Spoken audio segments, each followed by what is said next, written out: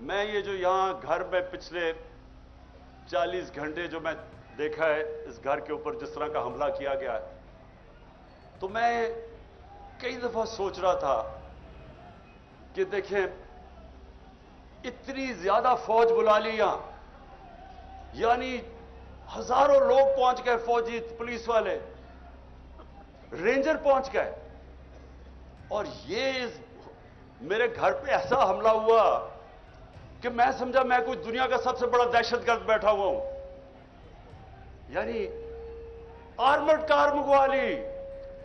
Armoured car, सोचे कि एक पॉलिटिकल आदमी है, 50 साल से कौम मुझे जानती है, 50 साल से मुझे जानते, किसी और पाकिस्तानी को इतना देर से नहीं जानते। एक दफा मुझे कोई बताए कि मैंने कभी कानून तोड़ा हो। इस मुल्क में अवाम उस आदमी को सबसे ज्यादा पाकिस्तान की तारीख में पैसा देती है, चंदा देती है, मुझे देती है। तीसरा अस्पताल वहां, सबसे बड़े खैराती इदारे हैं इस मुल्क की तारीख में। एक यूनिवर्सिटी नमल, दूसरी अभी अल कादर, सब खैराती गरीबों के लिए। और जो सबसे बड़ी पॉलिटिकल पार्टी का हेड हो, उसको फौज पकड़ने आ जाती है लोगों की, ये पुलिस की और रेंजर्स की। जुर्म क्या आता था कि पहले सब समझ जाएं कि प्रोपेगेंडा हो रहा है और असल क्या है। जुर्म यह था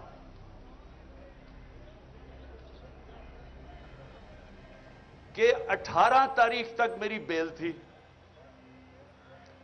14 तारीख को पुलिस पहुंच जाती है। मुझे तो पता था कि 18 को मैं अदालत में जाना है, 14 को पुलिस पहले पहुंच जाती है। लाहौर हाई कोर्ट में जज उनसे, पुलिस से पूछता है कि जब 18 की आपने पेश करना अदालत में, और क्यों आई थी अदालत में पेश करने के लिए, तो 3 दिन आपने उससे क्या करना था, ये जज पूछता है उससे। मुझे पता है क्या करना था। इन्होंने वो करना था जो आजम स्वाति से किया और जो शहबाज गिल से किया।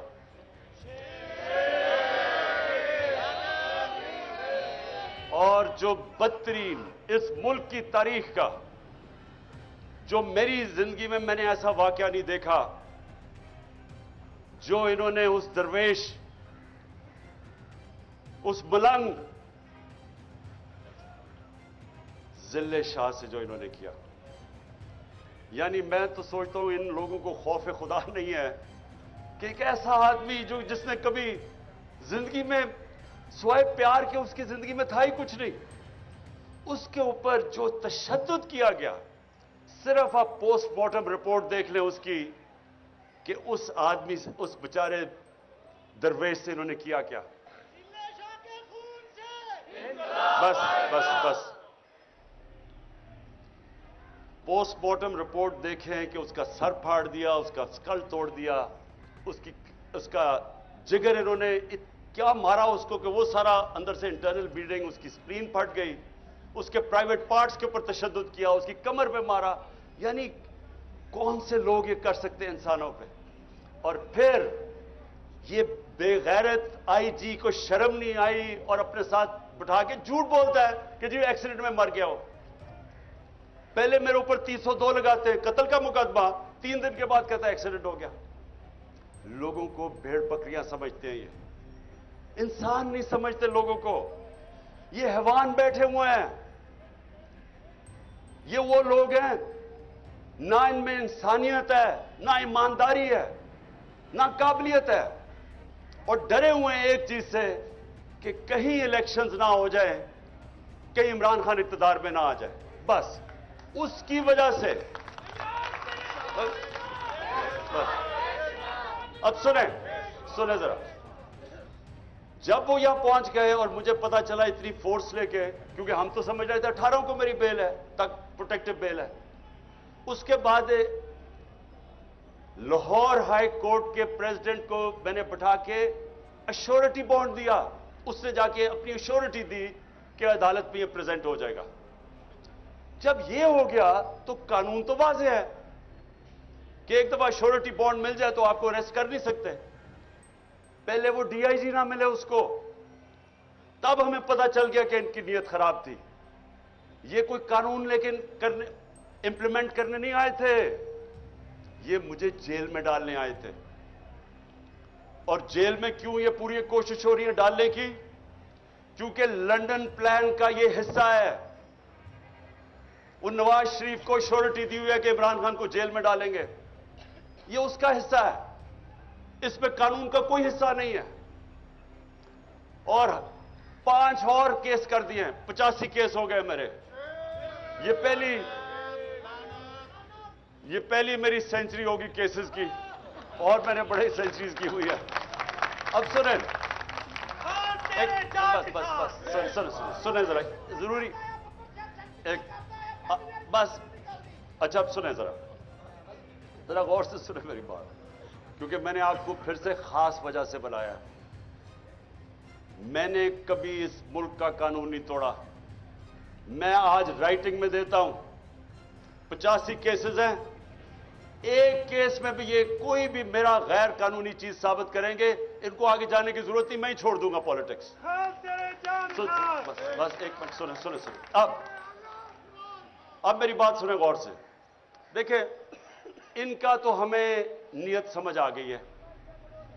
नियत यह है कि किसी तरह इमरान खान को जेल में डालो, एक दफा वो जेल में चला बलूचिस्तान ले जाओ, और एक के बाद दूसरा केस पे उसको वहीं रखो, और उसके बाद इमरान खान को जेल में डाल के इलेक्शन करवा दो, ताकि अगर इमरान खान नहीं होगा तो इनका ख्याल है कि ये इलेक्शन किसी ना किसी तरह इन चोरों को जता देंगे। ये इनका प्लान है। हमारा प्लान क्या है? हमारा प्लान ये है कि सब इलेक्शन की आप जितने भी आए हैं, मैं अब आपके जो टिकट हैं, एक एक का टिकट मैंने खुद अपनी तरफ से, पहले हमारे टिकट में और लोगों के ऊपर छोड़ देता था टिकट देना, लेकिन मुझे पता है 2018 के टिकट बड़े गलत बांटे गए हैं, और मुझे पता है कि उसमें बदनीयती भी थी और पैसा भी चला था कई जगह पे। इसलिए इस बार टिकट मैं खुद दे रहा हूं। मेरी कोशिश होगी, जिधर जिधर मुझे शक है मैं आपके इंटरव्यूज करूंगा, खुद करूंगा। और मेरी ये कोशिश है, ना मेरा कोई फेवरेट है, ना मेरा कोई रिश्तेदार, ना मेरा कोई दोस्त, मैं अपनी पूरी कोशिश करूंगा कि जो मैं समझता हूं कि मेरिट है वो मैं उसके मुताबिक टिकट दूंगा।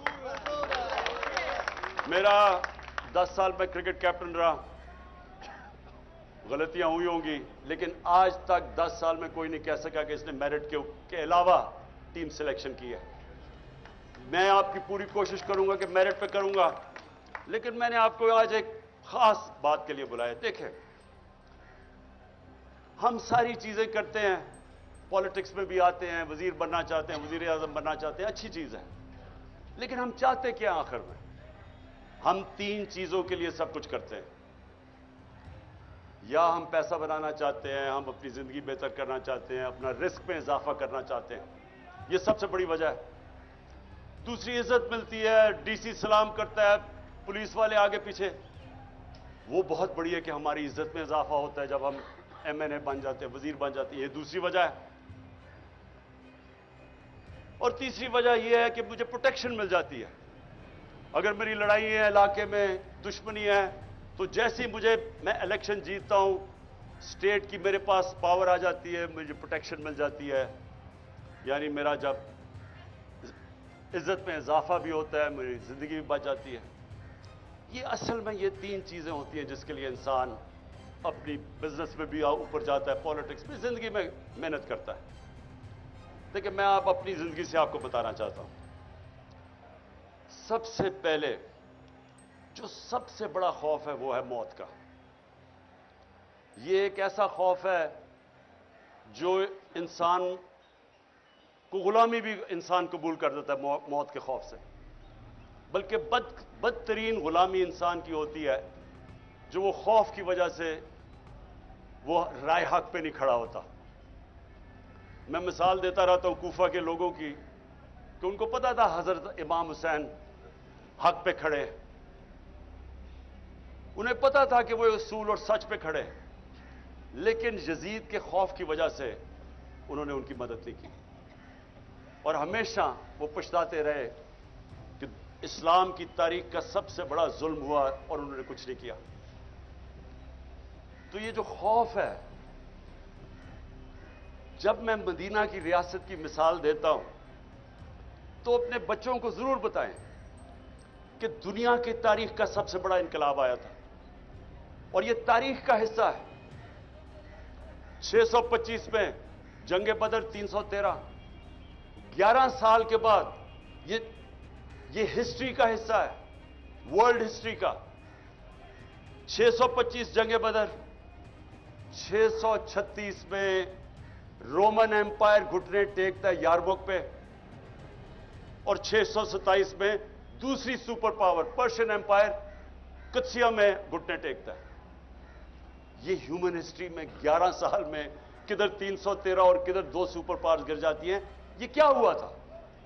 सबसे बड़ी चीज, इंसानों के खौफ खत्म कर दिए थे। दुनिया के सबसे अजीम लीडर नबी सल्लल्लाहु अलैहि वसल्लम ने जब कहा था कि अल्लाह के हाथ में है, कुरान की कई आयतें,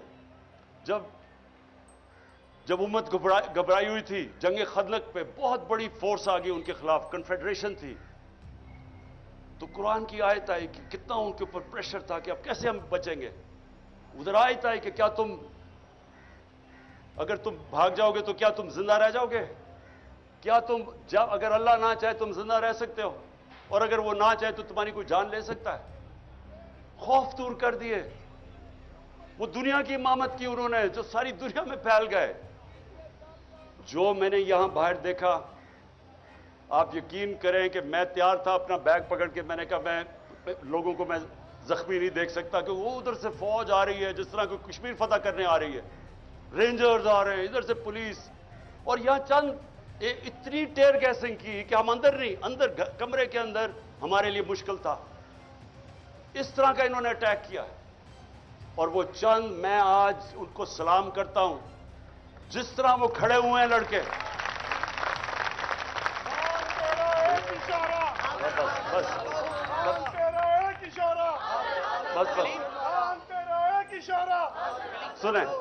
सुने और क्यों वो खड़े हुए?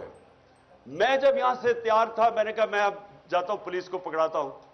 वो सारे ने दीवार बन के खड़े हो गए कि नहीं आपने नहीं जाना, ये आपको तशद्दुद करेंगे, मार देंगे, जहर दे देंगे जेल में। वो खड़े हो गए सारे। और जो वो लड़े हैं, मैं आपको बताऊं, इतनी पुलिस बंदूकें चला रहे हैं। वो बेचारी समाबिया, वो देख रहे हो औरत आ रही है, निशाना लेके उसके ऊपर वो कारतूस चलाता है। यानी ये किधर होता है ऐसे? वो कौन से हम जुल्म कर रहे थे, क्या कर रहे थे? पॉलिटिकल लोग हैं, पाकिस्तानी हैं। आप देखें, या तो वो लग रहा था फलस्तीनी है और या लग रहा था मकबूजा कश्मीर है। यानी किस तरह के, जब मैं कह दिया कि मैं अदालत में जा रहा हूं, मैं किस लिए आ रहे थे कि 18 में अदालत में जाना, मैंने कहा कि मैं जाने के लिए तैयार हूं, श्योरिटी बॉन्ड था, उसके बावजूद इन बदनीयत थे, जेल में ले जाना चाहते थे, इन्होंने अदालत में पेश नहीं करना था। इनका प्लान, वो लंदन प्लान ये है कि इमरान खान को, वो जो भगौड़ा बैठा हुआ है, वो इतना डरा हुआ है कि पहले इमरान खान को जेल में डालो फिर मैं आऊंगा। उसको मैं आज कह दूं लंदन में कि मुझे जेल में भी डालो ना, जो नवाज शरीफ तुम्हारा इस बार इस्तकबाल होगा, तुम्हारे होशोवाज उड़ जाएंगे।